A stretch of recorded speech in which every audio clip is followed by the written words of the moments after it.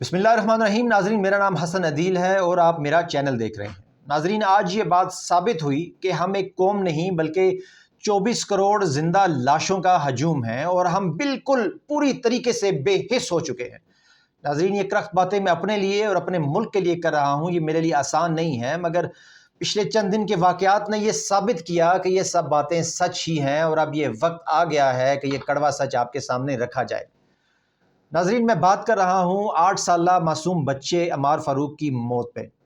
اس بچے پہ ظلم کیا گیا جس وجہ سے وہ فوت ہو گیا۔ اس بچے کے جنازے تک کو نہیں چھوڑا گیا اور اس جنازے پر بھی ظلم کیے گئے۔ ناظرین، یہ 8 سالہ معصوم بچہ جو تھا یہ صحت مند تھا اور اس کو جب پولیس نے آ کے ہراساں کیا، جب پولیس بار بار ان کے گھر آ رہی تھی، ان کے گھر میں توڑ پھوڑ کر رہی تھی، ڈرا دھمکا رہی تھی، تو یہ بچہ برداشت نہ کر سکا اور گھبرا گیا اور ڈر گیا، جس کی وجہ سے بہت زیادہ بیمار ہو گیا۔ اس کے بعد اس کے والد کو بھی اٹھا لیا گیا اور یہ اپنے والد سے بھی کلوز تھا، اپنے والد کی دوری بھی برداشت نہ کر سکا، جس سے اس کی بیماری میں مزید اضافہ ہو گیا۔ اسے ایک نجی ہسپتال میں لے کر گیا اور جو خاندانی ذرائع ہیں ان کے، وہ بتاتے ہیں کہ انہیں پریشر کی وجہ سے اس ہاسپٹل سے زبردستی ڈسچارج کر دیا گیا۔ انہوں نے نہیں دیکھا کہ اس بچے کی عمر کیا ہے، اس بچے کی حالت کیا ہے، بس اسے ڈسچارج کر دیا گیا۔ اور رپورٹس کے مطابق اسے کسی اور ہاسپٹل نے، ایون کسی پرائیویٹ ہاسپٹل نے بھی ڈر کی وجہ سے اس بچے کو ایڈمٹ نہیں کیا۔ اور اس بچے کی جو ویڈیوز ہمارے سامنے آ رہی ہیں، جب وہ گھر بیٹھا ہے، اس کے ہاتھ مڑے ہیں، سسکیاں لے رہا ہے اور گھر والے بے بس نظر آ رہے ہیں اور ان کو سمجھ نہیں آ رہی کہ وہ کرے کیا، اور وہ بچہ آخرکار اس کی سانسیں ختم ہو گئیں اور وہ اللہ کو پیارا ہو گیا، اور آخرکار اس کا جو ڈر ہے، وہ خوف ہے، وہ ختم ہو گیا اور وہ سکون کی نیند سو گیا، کیونکہ ہم نے اپنے اس ملک میں تو اسے سکون لینے نہیں دیا۔ ابھی اس کی زندگی بھی شروع نہیں ہوئی تھی کہ ہم نے اسے اتنا ڈرایا، اتنا ہراساں کیا کہ ہم نے اسے جینے کا حق ہی چھین لیا۔ یہ حالت ہے ہماری اس قوم کی۔ اب یہ ملک اور ظلم برداشت نہیں کر سکے گا۔ یہ ایک معصوم بچہ ہے، نہ جانے کتنے ماؤں کے بچے ان سے چھین لیے گئے، کتنے نوجوانوں نے اس ملک کے لیے اپنی جان دے دی۔ ارشد شریف کی مثال ہمارے سامنے موجود ہے۔ کتنے ہمارے جوان، فوجی، پولیس والے سب شہید ہوئے ہیں، مگر پھر بھی ہم نہیں جاگے اور ہم ایک قوم نہیں بن رہے اور ہم ابھی بھی اپنی بے حسی کا مظاہرہ کر رہے ہیں۔ اور اس کی ایک وجہ سوسائٹی میں جو شدید ترین ڈویژن ہے وہ ہے۔ ہم ایک دوسرے سے نفرت کر رہے ہیں، ایک دوسرے کی جان لینے پہ اترے ہوئے ہیں۔ پولیٹیکل پارٹیز کو دیکھ لیجئے، ان کے جو پولیٹیکل ورکرز ہیں، وہ ایک دوسرے سے پولیٹیکل ڈیفرنس تو دور کی بات رہ گیا ہے، وہ نفرت کرتے ہیں ایک دوسرے کی شکل دیکھنے کو تیار نہیں۔ کوئی دو پارٹیز کا بندہ کسی بھی جگہ پہ بیٹھ کے ایک سیولائز ڈسکشن ہی نہیں کر سکتا۔ گالم گلوچ تک بات چلی جاتی ہے، دستے گریباں ہو جاتے ہیں۔ اب آ جاتے ہیں ریلیجس جماعتوں کی طرف، ان کا رول بھی پاکستان میں ایسا ہی ہے۔ مجھے یاد ہے کہ جب پاکستان کیا نام ہے ان کا، طالبان آئے، پاکستان تحریک طالبان بنی اور ان کے خلاف فوج آپریشن کرنا چاہتی تھی، تو اس میں سب سے بڑی رکاوٹ یہ ریلیجس جماعتیں ہی بنی، اور انہوں نے ان طالبان کو اپنا بھائی ڈکلیئر کر دیا اور ان کی راہ میں آ کے کھڑے ہو گئے اور کہ ہم ان کے خلاف آپریشن نہیں ہونے دیں گے اور ان سے بات چیت کرنے پر ہی ترجیح دیں گے۔ ہوا یہ کہ 150 بچے آخرکار ہمیں شہید کرانا پڑے اور پھر اس کے بعد یہ آپریشن شروع ہوا، اور تب بھی یہ ریلیجس جماعتوں نے اس آپریشن کا ساتھ نہیں دیا بلکہ خاموش ہو کر بیٹھ گئیں۔ یہ حال ہے ہماری سیاسی جماعتوں کا، تو ان سے ہمیں بالکل کوئی امید رکھنی ہی نہیں چاہیے۔ اب آ جائیں پاکستان کے علماء کی طرف، سوائے چند پڑھے لکھے علماء کو چھوڑ کے باقی سب اپنی اپنی دکان چمکائے بیٹھے ہیں۔ اپنے آپ کو فرقوں میں اس قدر انہوں نے ڈیوائیڈ کر لیا ہے، اپنی دکانیں چمکائے بیٹھے ہیں، اپنی مسجدیں لادہ کر لی ہیں، ایک دوسرے پر کفر کے فتوے لگانے سے نہیں وہ باز آ رہے، اور ان کو اس بات کا احساس ہی نہیں کہ یہ پاکستان جو لا الہ الا اللہ کے نعرے پر بنا، اور ان کی یہ ذمہ داری ہے، ریلیجس اسکالرس کی ذمہ داری ہے کہ وہ پاکستانیوں کو اپنی شناخت دیں، ان کو اچھا مسلمان بنائیں، ان کو ایک دوسرے کے قریب لائیں، تاکہ ہم مل کے اسلام کی راہ پر چل سکیں، اسلامی نظام کے لیے کوشش کر سکیں اور ترقی کر سکیں۔ ان کو ان باتوں سے کوئی پرواہ نہیں، ان کو بس فکر ہے کہ ان کی اپنی مسجد اور کسی اور فرقے کی مسجد جو ہے وہ کتنی چل رہی ہے اور ان کو فنڈز کتنے مل رہے ہیں، کہ دوسرے فرقے کو فنڈز زیادہ مل رہے ہیں، وہ اس بات کی طرف ہی لگے ہوئے ہیں بس۔ ناظرین، اس کے بعد اب اگلی بات کرتے ہیں کہ ذمہ داروں کے خلاف کارروائی ہونی چاہیے۔ ہمیں ہمارے جو ادارے ہیں، ہمارا جو جسٹس سسٹم ہے، اس کو بڑے ہی منظم طریقے سے اور پوری طاقت سے اس ٹائم ایکٹیویٹ ہونے کی ضرورت ہے کہ ذمہ داروں کو پکڑا جائے۔ آخر وہ کون لوگ تھے جو ضلعی انتظامیہ میں اگر کسی ڈی سی نے آرڈر دیا تھا، اگر کسی وہ پولیس والے کون تھے جو بار بار ان کے گھر آ کے انہیں ہراساں کرتے تھے؟ کیا ان کے پاس گھر میں بار بار گھسنے کا کوئی آئینی جواز تھا یا نہیں، کوئی قانونی جواز تھا یا نہیں؟ یا وہ جو آج کل چل رہا ہے کہ اٹھا لو اور بعد میں کسی پرچے میں نام ڈال دو، وہی کچھ ہو رہا ہے؟ تو ان لوگوں کی نشاندہی کرنا ضروری ہے، اور میں اپیل کرتا ہوں پاکستان کے تمام اداروں سے کہ ان لوگوں کے خلاف اپیل کریں۔ اب یہاں پر ایک اور بڑی خوفناک بات جو میں نے ابھی سوشل میڈیا پر نوٹ کی کہ بلکہ زیادہ تر سوشل میڈیا اکاؤنٹس اس واقعے پر بھی سیاست کر رہے ہیں اور اس واقعے سے بھی پاکستان کو مزید ڈیوائیڈ کر رہے ہیں۔ میں نے یہ بھی نوٹس کیا کہ پاکستان کی فوج تک کو بلیم کیا جا رہا ہے۔ اس سے زیادہ ہم ایز پاکستانی اپنے آپ پر ظلم کیا کر سکتے ہیں کہ ہم اپنی ہی فوج کو ایک بچے کا قاتل ٹھہرا دیں؟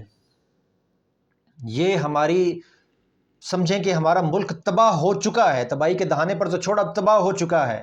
اس بات کو سمجھیں کہ ہم ایک دوسرے سے جب نفرت اتنی زیادہ کر لیں گے اور اپنے اداروں کو ہی ایک معصوم بچے کا قاتل تک سمجھ بیٹھیں گے اور اس بات پر بھی سیاست کرنے لگ جائیں گے، تو ہمیں دنیا کی کوئی طاقت بچا نہیں سکتی تباہی سے۔ پھر ہم پر جو ہو رہا ہے وہی ہونا چاہیے، اور یہ ہمارے جو دشمن ہیں وہ اس ٹائم مسکرا رہے ہوں گے، وہ ہنس رہے ہوں گے۔ آپ سوشل میڈیا کے پروپیگنڈے پر بالکل مت جائیں۔ سوشل میڈیا کا جو پلیٹ فارم ہے وہ بھی ایک سمجھیں کہ وہاں پر بھی ایک جنگ لڑی جا رہی ہے، 5th جنریشن وارفیئر ہے۔ وہاں پہ ہزاروں اکاؤنٹ ہمارے دشمن ممالک کے ہیں جو یہ چاہتے ہیں کہ ملک میں نفرتیں پھیلیں اور ہم اپنے اداروں سے نفرت کریں۔ اس بات سے بچیں، فوج سے یا اپنے کسی بھی ادارے سے نفرت کرنا ہمارے مسائل کا حل نہیں ہے۔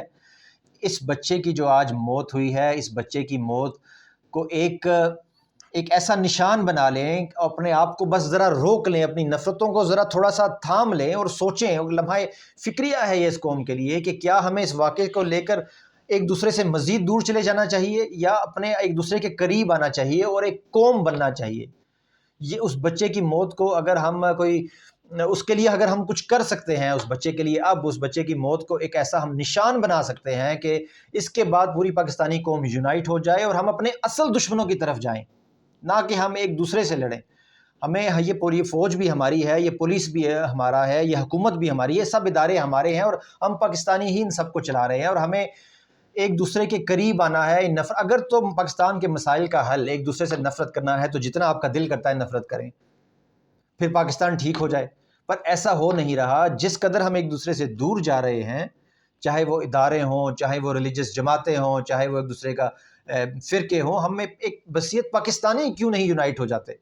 ہمیں اپنے سب ڈفرینسز کو ختم کر کے ایک ہونا پڑے گا، اور ان سیاستدانوں کی باتوں میں تو بالکل نہیں آنا۔ اب نواز شریف کی مثال لے لیں، ووٹ کو عزت دو، ووٹ کو عزت دو کا نعرہ تھا، ہر وقت ایک خاص ادارے کی طرف وہ اشارہ کرتے تھے، اور بلکہ کھلے عام وہ اور ان کی بیٹی انہیں برا بھلا کہتے تھے، اور اس کے بعد جب حکومت میں آئے تو بالکل چپ کر کے بیٹھ گئے۔ یعنی ان کو اصل میں ووٹ کو عزت دو کا ان کا نعرہ ایک جھوٹ تھا، ایک منافقت تھی۔ وہ آپ لوگوں کے جذبات، ہمارے جذبات کو استعمال کر کے اپنے مقاصد کے لیے اس کو یوز کرنا چاہتے تھے، اور جب حکومت میں آئے تو بس بالکل خاموش ہو کے بیٹھ گئے۔ ان کے بھائی جو تھے ان کے لیے سب کچھ اچھا تھا، اور انہوں نے جب 16 مہینے حکومت کی تو نواز شریف نے ایک لفظ بھی نہیں بولا، ایک دفعہ بھی نہیں کہا ووٹ کو عزت دو۔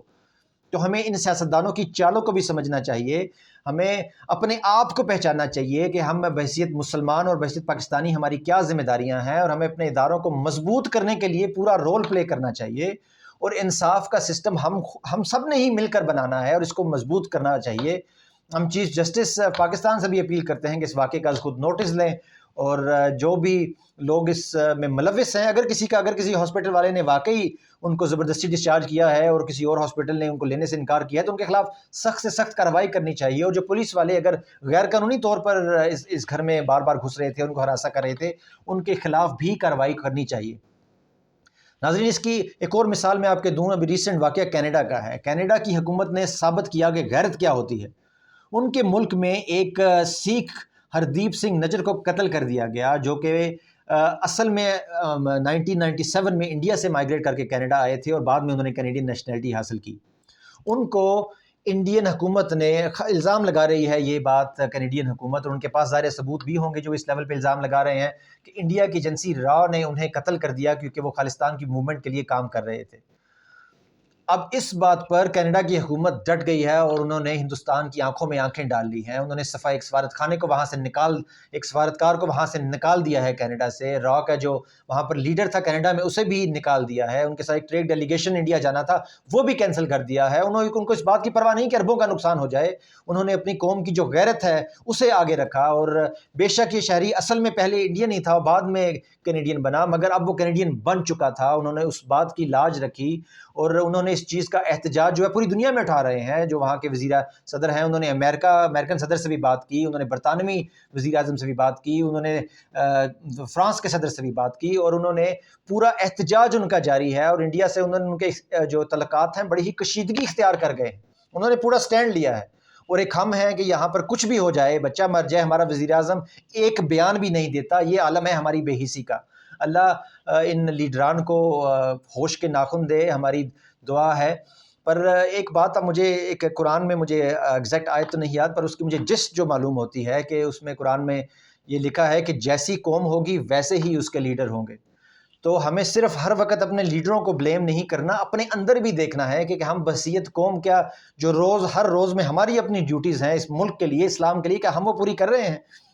اگر ہم ٹھیک ہو جائیں گے تو مجھے یقین ہے کہ ہمارے جو لیڈر ہیں وہ ایسے ہوں گے ہی نہیں. ہم ہی وہ لیڈر ہیں جو نواز شریف اور زرداری جیسے لوگوں کو ووٹ دیتے ہیں. اور ابھی نواز شریف صاحب کی واپسی میں پھر وہی نعرے لگا رہے ہیں کہ میاں جدو آئے گا تو لگ پتہ جائے گا. اور یہ لگ پتہ گیا ہے, اور کیا پتہ لگنا ہے آپ کو, کتنے اور بچے آپ نے قتل کروانے ہیں, اس کے بعد آپ کو پتہ لگے گا.